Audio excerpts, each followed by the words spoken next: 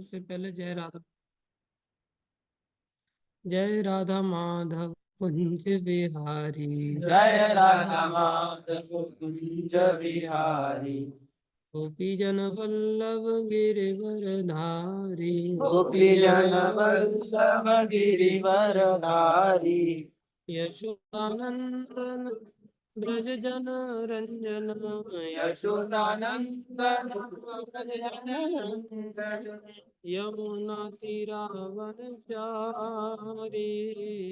यमुना तीरवलचारी। जय राधा माधव कुंज बिहारी। जय राधा माधव कुंज बिहारी। गोपी जन वल्लभ गिरिवर धारी। गोपी जन वल्लभ गिरिवर धारी। हरे कृष्णा कृष्णा कृष्णा हरे हरे। हरे राम राम हरे हरे। हरे कृष्णा कृष्णा कृष्णा हरे हरे। हरे राम राम राम हरे हरे। हरे कृष्णा कृष्णा कृष्णा हरे हरे। हरे राम राम राम हरे हरे। हरे कृष्णा कृष्णा कृष्णा हरे हरे। हरे राम राम राम हरे हरे। हरे कृष्णा कृष्णा कृष्णा कृष्णा हरे हरे। हरे राम राम राम हरे हरे। हरे कृष्णा कृष्णा कृष्णा हरे हरे। हरे राम राम राम हरे हरे। हरि बोल हरि बोल हरि बोल हरि बोल।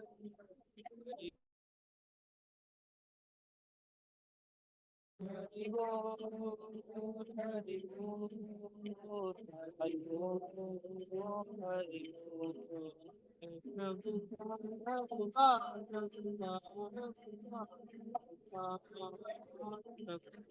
जय जय प्रभु।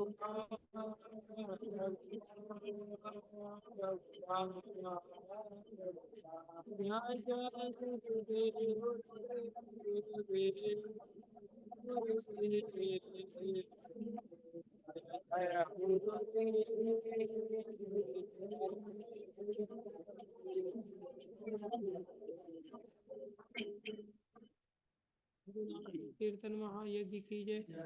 हरे कृष्ण महामंत्र की जय। श्री श्री जगन्नाथ बलदेव सुभद्रा माता सुदर्शन जी महाराज की जय।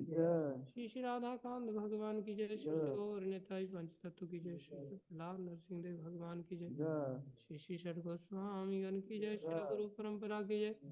जगत गुरु श्री प्रभुपाद की जय। श्री गुरु महाराज की जय। भक्त कोटि वैष्णव वृंद की जय। आप सब भक्तों की जय। ओम नमो भगवते वासुदेवाय।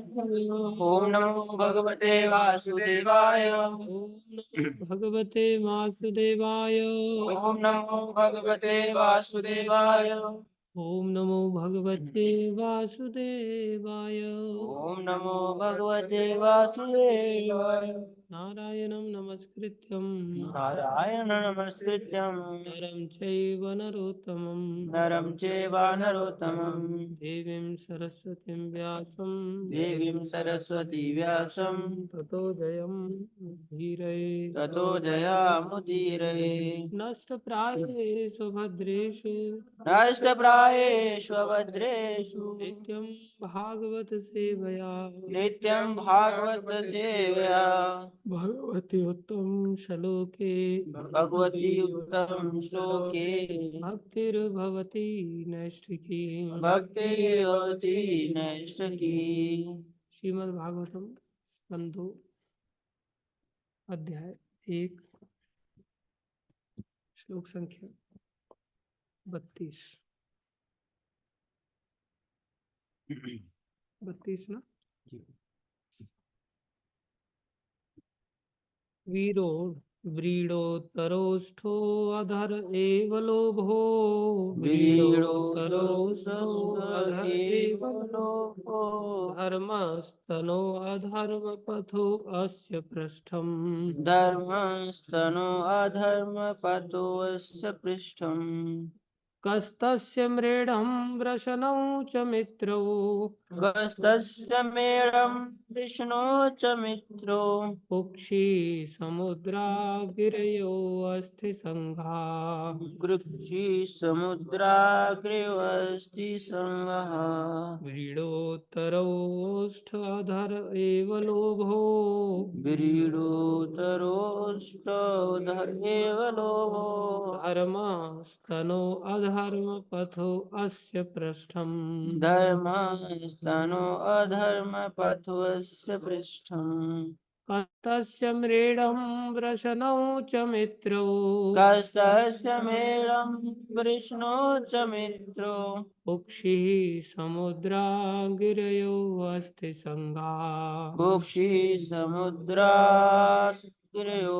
शृङ्गः व्रीडोत्तरोष्ठाधर एव लोभो व्रीडोतरोष्टोधर एव लोभो धर्मस्तनो अधर्मपथो अस्य पृष्ठम् धर्मस्तनो धर्मपथोऽस्य पृष्ठम् कस्तस्य मृडं वृषणौ च मित्रौ कस्तस्य मेढं वृष्णो च मित्रो कुक्षिः समुद्रागिरयो अस्ति सङ्घा कुक्षि समुद्रागिरयोऽस्ति सङ्गः शब्दार्थ व्रीड व्रीड लज्जा लज्जा उत्तर उत्तर ऊपरी ऊपरी ओष्ठ ओष्ठ ओठ ओठ अधर अधर ठुड्डी बुद्धि एव एव निश्चय ही निश्चय ही लोभ लोभ लालसा लालसा धर्म धर्म धर्म धर्म स्तनः स्तन वक्षस्थल वक्षस्थल अधर्म अधर्म अधर्म धर्म पथः अथवा मार्ग मार्ग अस्य अस्य उनका उनका पृष्ठम पृष्ठम पीठ पीठ कह कह ब्रह्म ब्रह्म तस्य उनकी उनकी मृडम मृडम जनन इंद्री जननेन्द्र वृषणो वृषणो अंडकोश अंडकोश च च भी भी मित्रौ मित्रो मित्रावरुण मित्राव कुक्षिः कुक्षिः कमर कमर कोक कोक समुद्राः समुद्रः समुद्र समुद्र गिरयः गिरः पर्वत पर्वत अस्थि अस्थि हड्डियां हड्डियां संघा संगह समूह समूह अनुवाद लज्जा लज्जा भगवान का भगवान का ऊपरी होठ है ऊपरी होठ है लालसा लालसा उनकी ठुड्डी है उनकी ठुड्डी है धर्म धर्म उनका वक्षस्थल उनका का वक्षस्थल तथा अधर्म तथा अधर्म उनकी पीठ है उनकी पीठ है भौतिक जगत में भौतिक जगत में समस्त जीवों के जनक समस्त जीवों के जनक ब्रह्मा जी ब्रह्मा जी उनकी जनन इंद्रिय है उनकी जननी और मित्रा वरुण और मित्र वरुण उनके दोनों उनके दोनों अंडकोश हैं अंडकोश है सागर सागर उनकी कमर है उनकी कमर है और पर्वत और पर्वत उनकी उनकी अस्थियों के अस्थियों के समूह है समूह है तात्पर्य अर्चनी वंदनी प्रातः स्मरणीय जयतुरु श्री प्रभुपाद जी द्वारा श्री प्रभुपाद की परमेश्वर निर्विशेष नहीं है जैसा कि अल्पज्ञ विचारक सोचा करते हैं, प्रत्युत वे परम पुरुष हैं जिसकी पुष्टि समस्त प्रामाणिक वैदिक ग्रंथों द्वारा होती है, लेकिन उनका व्यक्तित्व वैसा नहीं है जैसा हम अनुमान लगा सकते हैं।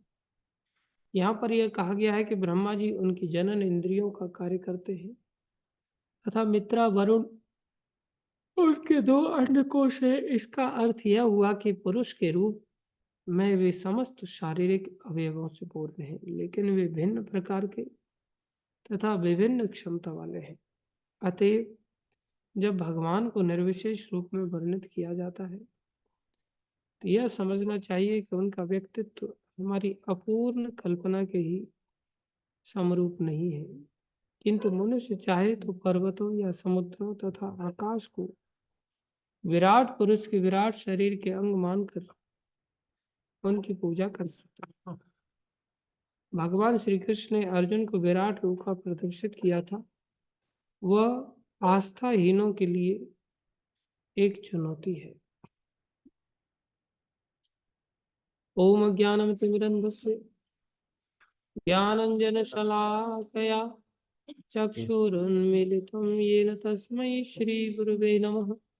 श्रीचैतन्यमनोभीष्टं स्थापितं येन भूतले स्वयं कदा मह्यं ददाति स्वपदान्तिकम्। वन्देऽहं श्रीगुरु श्रीयुतापदकमलं श्रीगुरुन् वैष्णवांश्च श्रीरूपं सागरजातं सहगना रघुनाथान्वितं तं सजीवं सान्द्वितं सावधूतं परिजनसहितं कृष्णचैतन्यदेवं श्रीराधाकृष्णपदान् सहगण ललिता श्रीविशाखान्वितांश्च। हे कृष्ण करुणा सिंधु दीनबंधु जगतपते गोपेश गोपीकांत श्री राधा कांत नमस्ते। कांचन गौरंगी राधे वृंदावनेश्वरी वृषभानुसुते देवी प्रणमामि हरिप्रिय। वाञ्छाकल्पतरुभ्यश्च कृपा सिन्धु एव च पतितानां पावनेभ्यो वैष्णवेभ्यो नमः। जय श्री कृष्ण चैतन्य प्रभु नित्यानंदा श्री अद्वैत गदाधर शिवासादि गौर भक्त वृंदा। हरे कृष्णा कृष्णा कृष्णा कृष्णा हरे हरे हरे राम राम राम हरे हरे। हरे कृष्णा कृष्णा कृष्णा हरे हरे हरे राम राम राम हरे हरे। हरे कृष्णा कृष्णा कृष्णा हरे हरे हरे राम राम हरे हरे। गुरुवे गौरचन्द्राय राधिकाय तदालये कृष्णाय कृष्णभक्ताय तद्भक्ताय नमो नमः।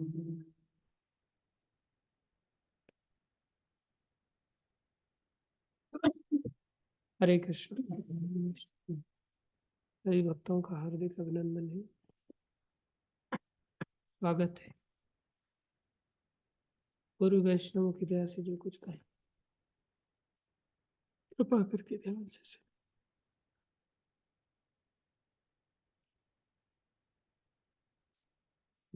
भगवान श्री कृष्ण ने अर्जुन के ऊपर कृपा किया और उनको भगवत गीता का श्रवण कराया, जिसमें भगवान ने घोषणा किया, अहम सर्वस्य प्रभु, सब चीजों का स्वामी मैं ही हूँ, सब चीजें मुझसे ही उत्पन्न होती हैं। मत्तः सर्वम प्रवर्तते, सब कुछ मुझसे ही आता है, सबका आधार मैं ही हूँ। सूत्रे मणिगणाय, सब मुझसे ही आता है, सबका आधार भी मैं ही हूँ। जो कुछ भी दिखाई दे रहा है या दिखाई नहीं दे रहा है, मुझसे अतिरिक्त और कुछ नहीं है। जब अर्जुन को ऐसा भगवान ने दिव्य ज्ञान दिया, भगवत ऐश्वर्य से अवगत कराया, अर्जुन के मन में एक प्रकार से संदेह हुआ, सब कुछ आप में आपकी अंदर है तो आप कृपा करके दिखाओ। अर्जुन ने तो ये बात स्वीकार कर ही ली थी, लेकिन संसार में हर व्यक्ति दिखाने पर भरोसा करता है। आप ऐसा कर सकते तो दिखा के दिखाओ, करके दिखाओ। भगवान ने कहा, अर्जुन उसके लिए तुम्हें दृष्टि प्रदान करनी पड़ेगी। तुम मेरे विराट रूप का दर्शन इन आंखों से नहीं कर सकते। भगवान ने दृष्टि दिया और फिर उन्होंने देखा सारी सृष्टि भगवान से ही प्रकट हो रही। और देखते देखते कोई दिशा ऐसी नहीं थी, कोई जगह ऐसी नहीं थी जहां वो भगवान के स्वरूप में ये देख पाते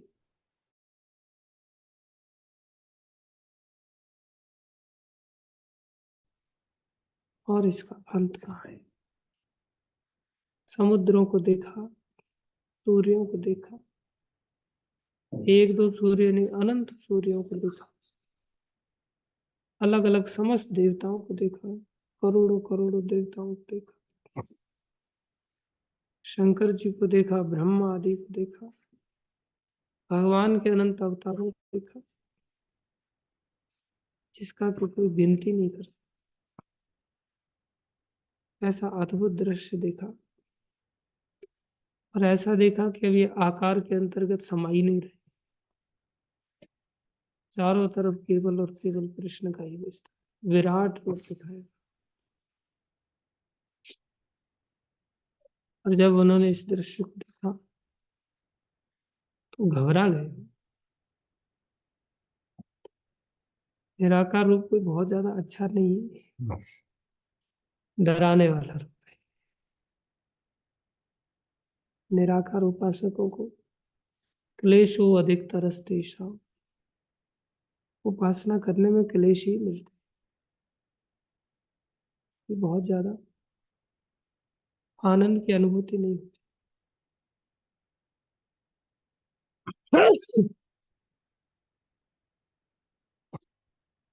तो भगवान से प्रार्थना करने लगे, प्रभु आप कृपा करके इस माया को समेटो,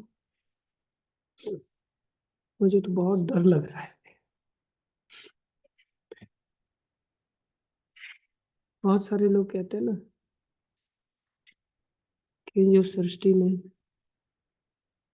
अवतार आदि है ये सभी भगवान विष्णु से आते हैं। भगवान ने अनंत अवतारों को भी दिखाया, वो सब कहाँ से आ रहे थे? भगवान श्री कृष्ण से आए। और भगवान अर्जुन की हालत को देख करके संवरण करने लगे, अपने रूपों को समाहित करने लगे और अंत में चतुर्भुज नारायण के रूप में दिखाई दी। अर्जुन कहता है ये रूप भी मेरे को कोई बहुत ज्यादा आकर्षक नहीं लगता। चतुर्भुज नारायण के रूप में भी अगर आप गले लगने जाओगे तो कौन सी भुजाओं से गले लगोगे? उनको कपड़े पहनाओगे तो कितना कठिन हो जाएगा, चार चार भुजाएं। हमारी दो ही भुजाएं। बोले प्रभु आप द्विभुज रूप में जितने प्रेम भरे प्रतीत होते, जितने आकर्षक लगते हो, कोई रूप में आपका आकर्षण ऐसे विशेष। अनंत रूप सभी विशेष आकर्षक है, देवता लोग भी विशेष आकर्षक है, लेकिन भगवान विष्णु के सामने, नारायण के सामने उनका आकर्षण कैसा है? इस तरह से उन्होंने हर चीज को समाहित करते हुए अर्जुन ने एक ही निवेदन किया, आपका द्विभुज रूप जितना सुंदर है, जितना आकर्षक है, आप कृपा करके उसको ही प्रकट कीजिए। और मुझसे तो बहुत बड़ी भूल हो गई प्रभु, मैं आज तक आपको केशव कह के बुलाता था, मैं आज तक आपको मुरारी कह करके बुलाता था, मैं आज तक आपको मधुसूदन कह के बुलाता था। ऐसा लगता था आपने बहुत विशेष कार्य तो नहीं किए, मेरी तरह ही आप मेरे मित्र रहे। आज पता चला मुझे आपकी महानता कैसी विशेष। मैं सभी अपराधों के लिए क्षमा मांग। भगवान का सब कुछ आकर्षक है, लेकिन बिना आराधना के कोई व्यक्ति भगवान का ये आकर्षण अनुभव नहीं कर सकता। जो भगवान से बहुत दूर है उनको सब कुछ सुंदर ही लगेगा, समुद्र भी सुंदर ही लगता है, पहाड़ भी सुंदर ही लगते हैं, वृक्ष आदि भी सुंदर ही लगते हैं। अरे सुअर का बच्चा भी सुंदर लगता है भगवान की सृष्टि में, वो भी क्यूट लगता है।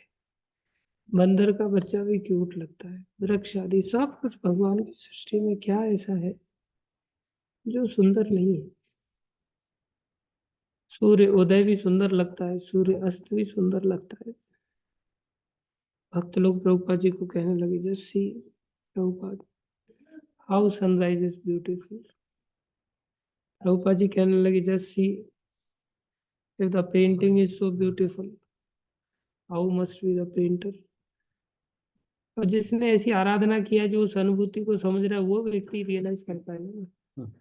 हम लोग तो संसार में जाकर के खाली किसी सुसाइड पॉइंट पे खड़े हो जाएंगे पहाड़ के ऊपर के, वाओ व्हाट ए व्यू। बहुत सारे लोग सुसाइड पॉइंट ही देखने के लिए जाते हैं और उनको वही व्यू अच्छा लगता है। वो भगवान से बहुत दूर है। ठीक है कुछ चीजों को अप्रिशिएट कर पा रहे, लेकिन वो सब भी जीवों के द्वारा ही सृष्टि की रचना है, जो कि भगवान के ही रूप को प्रदर्शित करते हैं। और वो रूप भगवान का है, भगवान का ही विस्तार, लेकिन एक दंड अवस्था है। जैसे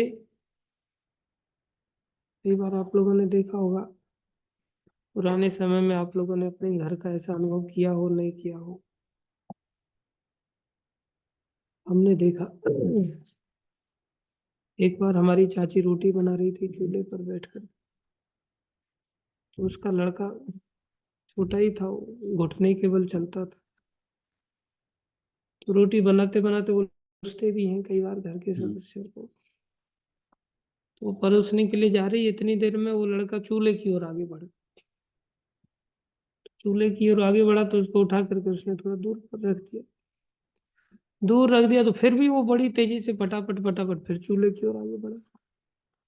फिर दूसरी बार परोसते समय फिर उसको दूर उठा करके ले जाके पटक दिया उसने। फिर तीसरी बार वो रोटी से देने गई, इतनी देर में फिर से वो बढ़ा उधर ही चूल्हे की ओर। जब तीसरी बार बढ़ा तो उठाया उसको गोल पे दे तमाचा, निपूते कड़ी खाए, बार बार बार बार इतना ही खुजान तो बस 2 थप्पड़ जड़ दी खटाक से। और इतना क्रोध आ गया उसको, मरेगा इसमें, जलेगा, भुनना है क्या तेरे को, झाड़ लगा दी इसको। इसको कोप कहते हैं। माने कोप किया और उसको उठा करके दूसरे कमरे में डाल करके कुंडी लगा दी, बंधन से युक्त कर दिया उसको। लेकिन वो बंधन भी किस कारण से किया, उसकी चेष्टा अनुकूल नहीं थी। ऐसा नहीं थी कि माँ उससे कोई घृणा कर रही थी, माँ देख रही है ये जलने के काम कर रहा है फालतू में, उसको उठा करके बांध दिया एक प्रकार से। चिल्ला रहा है लेकिन जलने से तो इतना कष्ट नहीं होगा ना जितना वर्तमान स्थिति में है। जलने पर तो बहुत भयानक कष्ट होता है। ठीक वैसे ही जो विराट रूप है जिसमें वृक्ष आदि, पर्वत आदि, नदियां आदि, या हम जीव हैं चाहे ब्रह्मा है कोई भी है, हम सभी के ऊपर ये भगवान का क्रोध है। ये क्या है, भगवान का क्रोध है, भगवान के तमाचे हैं, जिसके कारण हमको यहाँ पर संसार में फेंक दिया गया, पटक दिया गया, या बंधन में बांध दिया गया। तुम आराधना नहीं करते, तुम आराधना के विपरीत काम करते हो, आग में जलने वाला काम करते हो, विषयी जीवन व्यतीत करना चाहते हो, तुम संसार में रहने लायक, आध्यात्मिक जगत में रहने लायक नहीं। उनको इस भौतिक संसार में बांध दिया जाता है, जिससे खुल करके दुष्ट वृत्ति को बहुत ज्यादा ना अपना सके, भगवान के विमुख ना जा सके। कई बार तो हम और विमुख इस शरीर में भी जाते हैं, जबकि ये शरीर अपनी गलती को सुधारने के लिए मिला है। जिसमें कि देवता लोग भी 5वें स्कंद में भगवान से प्रार्थना करते हैं और मनुष्य शरीर की दुर्लभता को लेकर के निवेदन करते को हो, देखो देखो इन भारतवासियों को देखो, भारतवर्ष के अंदर जन्म लेने वाले सौभाग्यशाली इन मनुष्यों को देखो। भारतवर्ष में ही जन्म कितना दुर्लभ है और उसमें भी इन्होंने मनुष्य शरीर पाया है। ऐसा शरीर कितना दुर्लभ है, जहाँ हम चाहें तो ऐसी जिज्ञासा कर सकते हैं, उन भगवान को जान सकते हैं जो सबके स्रोत हैं, सभी प्रेम के स्रोत हैं और सभी सुखों के आधार है। गुरु महाराज बड़े सुंदर शब्दों में गाते हैं, देवता भी तरसते हैं जिनको, देवता भी तरसते हैं जिनको, वो मिला जन्म मानुष का तुझको, वो मिला जन्म मानुष का तुझको, आशा संसार की, आशा संसार की, तज दे घर बार की, कद दे घर बार की, फिर ना भुलाना, फिर न भुलाना, सुबह शाम हरि गुण गाना, सुबह शाम हरि गुण। सीताराम भजो राधे श्याम भजो, सीताराम भजो राधे श्याम भजो, जग से जाना भाइयों दुनिया मुसाफिर खाना, जग से जाना भाइयों दुनिया मुसाफिर खाना, जग से जाना भाइयों दुनिया मुसाफिर खाना, जग से जाना भाइयों भयो दुनिया दुनिया मुसाफिर खाना। भगवान ने हमें त्यागा क्योंकि हमने धर्म का पालन करना छोड़ दिया। हम भगवान के विमुख हो गए, उल्टे हो गए, भगवान की पीठ की ओर हम चले गए, जो अधर्म की उत्पत्ति का कारण है, जो यहाँ घोषणा की। अधर्म भी भगवान से होता है। जब भगवान से पीठ कर लेते हैं ना, या भगवान के विमुख हो जाते हैं, भगवान थोड़ी पीठ करते हैं, हम भगवान से पीठ करके आग की ओर भागते हैं। भगवान तमाचा लगा करके संसार में पटक देते हैं, फिर भी हम मूर्खों को अकल नहीं आती। यहाँ भी हम उल्टे सीधे काम करने की चेष्टा करते हैं, फिर माया शक्ति के तमाचे खाते। कृष्ण भूलिया से ही जीव भोग वांछा करे, पाछे ते माया तारे झापुटिया धरे। कृष्ण को भूलना ही माया को आमंत्रित करना है, और माया फिर हमें और दंड देती है, हमें वृक्ष पहाड़ जैसे शरीरों में अंदर डाल देती है, जहाँ हम और बंधन को प्राप्त हो जाते।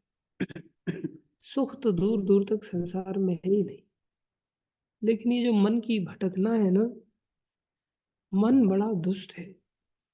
मन क्यों दुष्ट है? क्योंकि हमने संसारी लोगों की संगति करके उसको दुष्ट बना दिया। हम भगवान के भक्तों की संगति नहीं करते, इस बात की गंभीरता को नहीं समझते कि भगवान की शरण लेने में कितना आनंद है। वो बच्चा माँ के द्वारा ही आनंदित हो सकता है।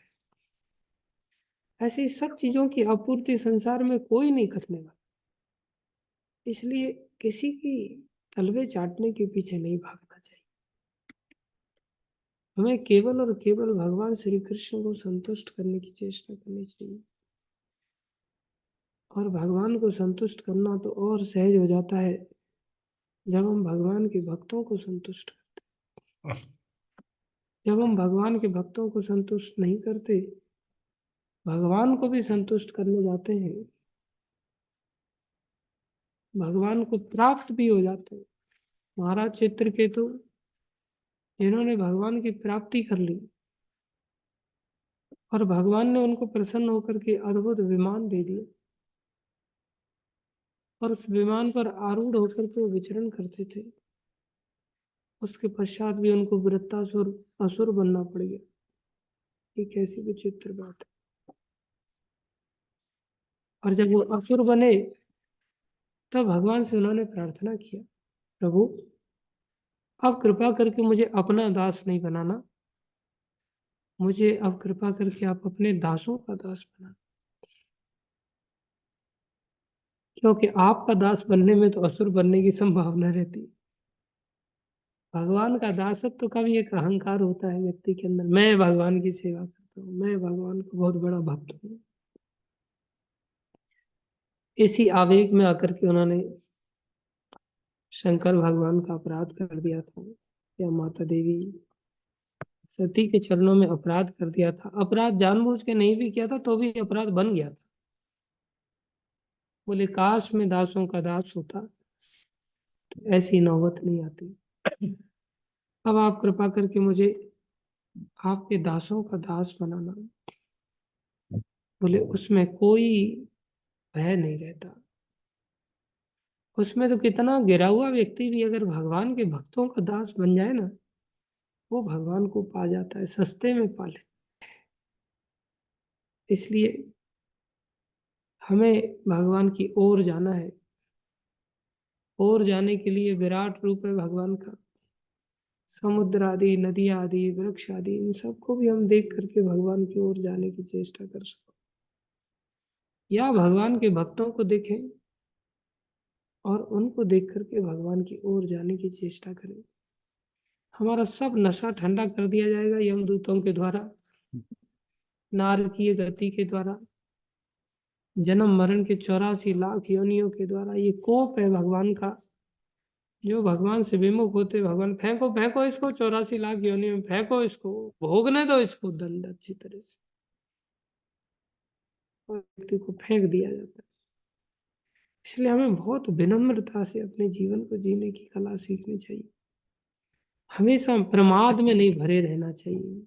मद मतलब चारों तरफ से अपने आप में पागलपन जैसा मदांधता, मद की अंधता। प्रमाद मतलब प्रकृष्ट रूपेण मद को प्राप्त करना, हाथी की तरह बस अपनी स्टाइल में जीवन जीना, अपनी स्टाइल को ही बहुत अच्छा समझना। निरंतर अपने जीवन को रिफॉर्म करने की आवश्यकता है। और ये रिफॉर्म तभी होता है जब हम आराधना करते हैं। आराधना भी मनमानी नहीं होनी चाहिए। आराधना भी, सुबह सुबह की जो आराधना है बड़ी सर्वश्रेष्ठ आराधना है। बहुत सारे लोग शाम की आराधना को करना पसंद करते हैं। सोचते हैं कि शाम को भी तो मैंने 2-4 घंटे बोले भजन कर ही लिया ना, कीर्तन कर लिया, कथा कर ली। वो आराधना प्रतिष्ठा के लिए आराधना है। 4-6 लोग हमें दिखाई देते हैं, हम उन लोगों को देख करके बड़े उत्साहित हो जाते हैं। सोचते हैं कि भाई इन जीवों का विचारों का क्या होगा, और हम उनको कथा सुनाने बैठ जाते हैं, या उनके सामने राग अलापने बैठ जाते हैं, दिखाते मैं कितना बढ़िया गाता हूँ, कितना बढ़िया बजाता हूँ, मैं कितना टेक केयर करने वाला व्यक्ति हूँ। हाँ, ये तभी अधिकार प्राप्त होता है, और ये सबके अंदर आता है ये फेज। ऐसा नहीं है कि इस दौर से कोई बचा हो। हर व्यक्ति इस दौर से गुजरना पड़ता है। हर व्यक्ति के अंदर बड़े चंचलता होती है, बालकपन होता है। बालकपन में यही सब चीजें बहुत अच्छी लगती हैं। विशेष रूप से अगर 4 माताएं बैठी हो तो एकदम से अति उत्साह आ जाता है प्रवचन करने का, प्रश्न उत्तर करने का, या संकीर्तन करने का, क्योंकि अपोजिट सेक्स को आकर्षित करने के लिए बहुत सहज हो जाता है। ये जो मानसिक वृत्ति है ये सबको फंसा लेती है, ये सबके अंदर पाया जाता है। केवल भगवान की खुशी के लिए कार्य करना, या भगवान के भक्तों की खुशी के लिए कार्य करना, जैसे बुक डिस्ट्रीब्यूशन करना है, वहाँ कौन एक व्यक्ति आकर्षित होने बैठा है। वहाँ एक प्रकार से भिखारी जैसा कार्य है, लेकिन वो भिखारी कार्य ही हमारा उद्धार करेगा। हमें भक्तों की प्रसन्नता का कारण बना सकता है।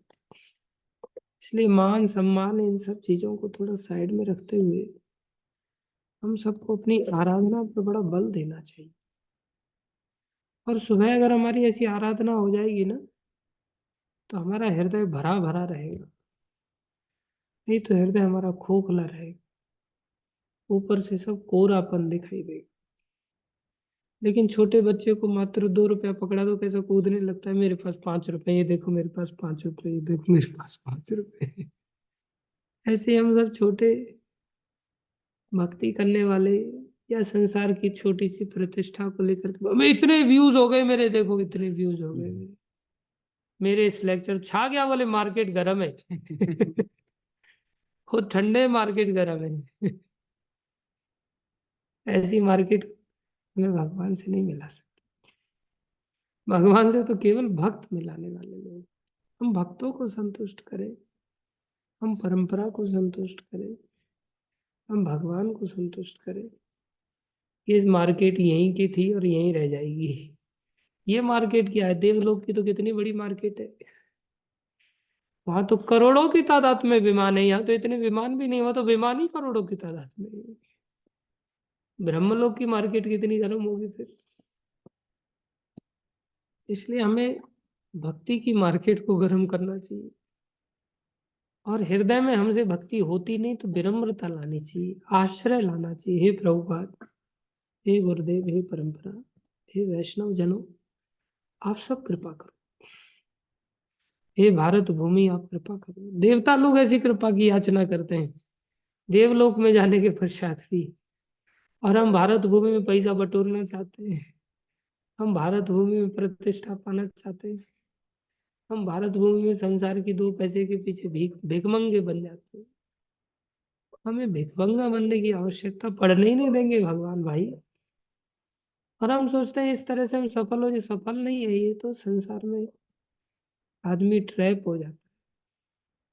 ऐसी सफलता अगर संसार की उपलब्धियों की होती तो फिर तो शंकर भगवान इन्हीं उपलब्धियों को ग्रहण करते हैं। शंकर भगवान, अरे यार तुम इतना घोर तपस्या मत करो, तुम्हें जो चाहिए लो यार, झंझट मत करो, मेरे लिए पैदा करो, मुझे भजन करने दो। मुझे भजन में जो आनंद आ रहा है, तुम्हारी ये फालतू की डिमांड है, चलो तुम तुम्हारी डिमांड पूरी करो, पड़े रहो संसार में, मुझे तो डिस्टर्ब मत करो, कम से कम मुझे भक्ति करो। केवल भक्ति। और बाकी संसार का एंडलेस प्रोसेस है।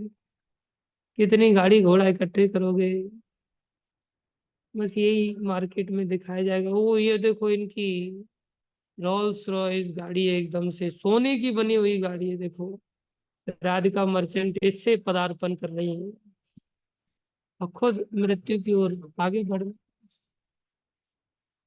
गाड़ी यहीं की यहीं धरी रह जाएगी और मृत्यु की ओर शरीर हमारा जीवन चला जाएगा। इसलिए किसी भी चीज से, प्रभुपाद जी इतने महान संत थे, ऐसे भूले भटके लोगों के लिए सब चीजें खिलौना है। खिलौने की ओर ही संसारी लोग आकर्षित हो जाते हैं। तो आचार्य लोग इनको खिलौना पकड़ाते, ठीक है देखो इस खिलौने से ही तुम आ जाओ, कोई बात नहीं। लेकिन उनका आंतरिक रूप से कोई लालसा किसी भी चीज को लेकर नहीं होता।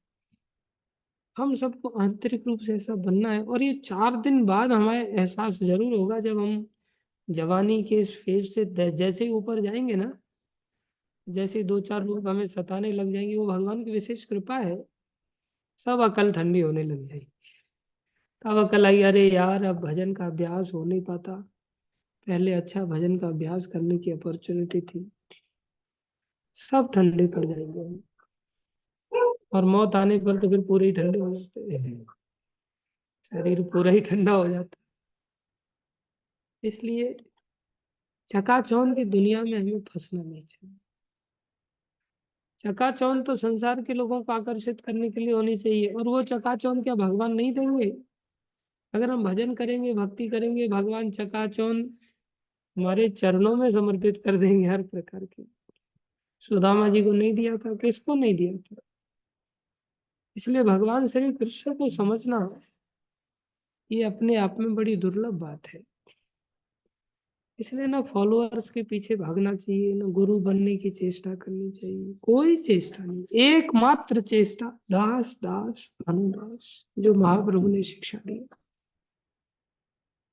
इसलिए संसार की विराट शक्ति ये भी भगवान का ही स्वरूप है, लेकिन बहुत आकर्षित, बहुत उतावले होने की जरूरत नहीं। लेकिन छोटा चंचल बच्चा होता है ना, एकदम एक एक चीज को देख कर एकदम कूदने लगता है। यार, हम सब लोगों की मानसिक वृत्ति ऐसी ही है। कोई भी वीडियो देखेंगे, कोई भी व्यक्ति को देखेंगे, एकदम से अंदर लोलुपता आ जाती है, लालसा आ जाती है। यार, मैं तो अनंत अंबानी के घर में पैदा नहीं हो पाया, एक काम करते हैं, अब माला ही जप लेते फिर। अब कुछ ऐसा मिल ही नहीं रहा तो क्या करें। लो, मैं इतना बड़ा बिजनेसमैन नहीं बन पाया, कोई बात नहीं, फिर बड़े बिजनेसमैन छोटा सा ही है, बड़ा तो नहीं है। चलो, आरसी पाटिल के स्कूल में ही काम कर लेते, कम से कम वही गधा मजूरी बन करके उसका ही आदेश का पालन करेंगे। Sir sir sir sir, okay sir, yes sir, sir हो जाएगा सर, ऐसा हो जाएगा सर, मारे थप्पड़ कान के नीचे। अरे भगवान को सर सर बोलो यार, भगवान से बढ़कर कौन है यार, भगवान के भक्तों को बोलो। जीवन बहुत थोड़ा है, बहुत थोड़े समय के मेहमान है हम सभी। कई बार आदमी सोचता है, ये प्रभु जी के चक्कर में कहाँ फंस गए हम, नहीं तो आज मैं महाराज के पीछे में अपनी राग अलाप रहा होता। पीछे बैकग्राउंड में महाराज बड़ा सुंदर कीर्तन करते हैं, मैं भी पीछे, बड़े बड़े गायक कलाकार हो गए, मैं भी पीछे आज गायक कलाकार बन करके, मेरे भी आज अलग ही छवि होती। लेकिन कुछ लोग हुए मेरे चक्कर में फंसे हुए थे बेचारे, जिस चक्कर में कहीं राग अलापने का उनको मौका ही नहीं मिल पाता। लेकिन अंदर से थोड़ा सा दुख झलकता है कई बार, काश ऐसा कभी मौका मिला होता। कितने व्यू होते मेरे, बोले मेरी आवाज कोई हल्की थोड़ी है, हमारा भी अपना वर्चस्व होता, मैं भी दो चार कलाकारियां सीख लेता। आज मैं न मृदंग सीख पाया, न हारमोनियम सीख पाया, न बंसी सीख पाया। काश मैं भी कृष्ण की तरह बंसी बजाता तो दो चार राधिका तो मैं भी हैंडल कर लेता फिर। यही सब वृत्तियां मन में बड़ी खटकती है कई बार, लेकिन भूल जाते हैं हम लोग कि भाई थोड़े समय के मेहमान हैं, कुछ नहीं है ये सब। आराधना करें बस, हरि नाम जप, अधिक से अधिक आराधना। और ये सुबह सुबह ही करना चाहिए। सुबह रात को थोड़ा जल्दी सोना चाहिए, तभी संभव होगा जब हम सुबह कर पाएंगे। रात को हम सब मोबाइल के शिकार हो जाते हैं। मोबाइल सबको रात्रि को जमा कर देना चाहिए, एक दूसरे भक्तों को दे देना चाहिए, ताकतवर व्यक्ति को देना चाहिए, जैसे हमारे यहाँ भी नरसिंह प्रभु है ना। मैंने इनको कहा कि आप उठा देना मेरे को सुबह में, तो वो बोले अरे प्रभु मेरे को भी उठना पड़ेगा इस चक्कर में, मैं आपको 4:15 बजे उठाऊंगा। बोला नहीं यार थोड़ा जल्दी उठा देना, तो आ गया एकदम से, कम्बल कम्बल सब साइड में एकदम से फेंक दिए साइड में, उठो उठो बाबा उठो। एकदम से उठा दिया, डर लगता है इसका कहीं से पकड़ लेगा, वहीं से हड्डियां तोड़ देगा। उठ गए भैया। ऐसे भक्तों में सोच रहा था, ऐसे भक्तों को ही मोबाइल दे देना चाहिए, लाओ लाओ मोबाइल लाओ, डर के मारे पकड़ा दो मोबाइल, ले भैया मोबाइल ले ले, और जल्दी से फिर सुला देना चाहिए। ऐसा थोड़ा ताकतवर भक्तों का आश्रय लेना चाहिए। कभी मान लो नरसिंह प्रभु का ऐसा नहीं सानिध्य मिल पाता है तो जयदेव प्रभु का सानिध्य ले सकते हो, वो भी टक्कर का भक्त है। वो भी जा करके, लेकिन अब ऐसा नहीं करना चाहिए गोदी मोबाइल में डूबे रहे, सबके मोबाइल ले ले करके और सब चालू करके, ज्यादा खतरनाक हो जाएगा। रात को सोए बिना सुबह नहीं उठ सकता, और उठेगा तो बीमार पड़ जाएगा कुछ दिनों में ही। संघर्ष को दिखा सकता है लेकिन जीत नहीं पाएगा। इसलिए प्रयास करें, रात्रि को हो सकता है कि हम कुछ ना भी कर पाए, कोई बात नहीं, लेकिन सुबह की आराधना बड़ी सशक्त करने की चेष्टा करें। उसके लिए रात्रि को समय से सो जाए बस, 8 बजे ही सो जाओ, 9 बजे ही सो जाओ, शरीर भी स्वस्थ रहेगा। और सुबह जल्दी उठ जाओ, अच्छा जप होता है, टाइम पास जप नहीं होता, अच्छी कथा हो जाती है, अच्छा सब कुछ नहीं होता। चेष्टा हमें ऐसी करनी चाहिए। मोबाइल का समर्पण बहुत आवश्यक। और साथ में ही सोना चाहिए, अकेले भी नहीं सोना चाहिए। अकेले फिर करवट बदल देंगे, आसानी से नींद नहीं आएगी। 4 से भक्तों के साथ सोना चाहिए। और भगवान के धाम में तो भक्तों के साथ ही रहना है। प्राइवेसी का ये जो मामला है ना, ये बहुत खतरनाक होता है। इसलिए प्राइवेट रूम का कल्चर बहुत खतरनाक है। फिर ऐसा नहीं जब माताओं के लिए बोले अलग सुविधा होनी चाहिए, नहीं, माताओं के लिए भी माताओं जैसा एक ग्रुप होना चाहिए, जो माताओं को एक के ऊपर एक सुलाए। जैसे ट्रेन में भी तो सोते ही है ना। फिर चाहे माताएं हैं या भक्त हैं, सभी भक्तों को और माताओं को सबको एक साथ ही रहने की चेष्टा करनी चाहिए। मेरी इसके साथ जमती नहीं, मेरी इसके साथ जमती नहीं, अरे रहेंगे तो सब घिस जाएंगे कोने हमारे। फिर चुभने का कारण खत्म हो जाएगा, फिर जमने लग जाएगी। शुरुआत में तो किसी के साथ नहीं जमती भैया। जमाना है ना, जमाना है तो प्रोबेबिलिटी बढ़ जाएगी। तो जैसे मैं जगदीश्वरी प्रभु वाले कमरे में अकेला सोऊंगा तो मेरी संभावना वहां से नीचे आने की बहुत कम हो जाएगी, क्योंकि मैं ऊपर वाला बन गया ना फिर। लेकिन अगर मैं भक्तों के साथ सोऊंगा तो मेरी संभावना उठने की ज्यादा हो जाएगी। इसलिए माताओं को भी भक्तों को भी समय से सो जाना चाहिए। साथ में रहते हैं तो कई बार थोड़ा बहुत डिस्टरबेंस होता है, लेकिन जल्दी सो जाएंगे तो वो डिस्टरबेंस का भी 1 घंटा स्पेयर में बचा रहेगा। 9 बजे तक तो सो ही जाएंगे, फिर 3 बजे तक उठ जाए, फिर आराधना करें। आराधना से ये बातें सब समझ में आती हैं। आराधना कोई सेवा कहते हैं। ऊपर ऊपर से बोलने से भी कुछ नहीं होगा, सुनने से भी कुछ नहीं मात्र होगा। हमें सेवा में लगना पड़ेगा और जीवन को सफल बनाना पड़ेगा। और वो जो डिस्टर्बेंस वाले सोने ना देना। वो नहीं ना दे, उनको इतना ठोको कि बेचारे शांत हो जाए, फिर मिलजुल के धुनाई कर दो उनकी।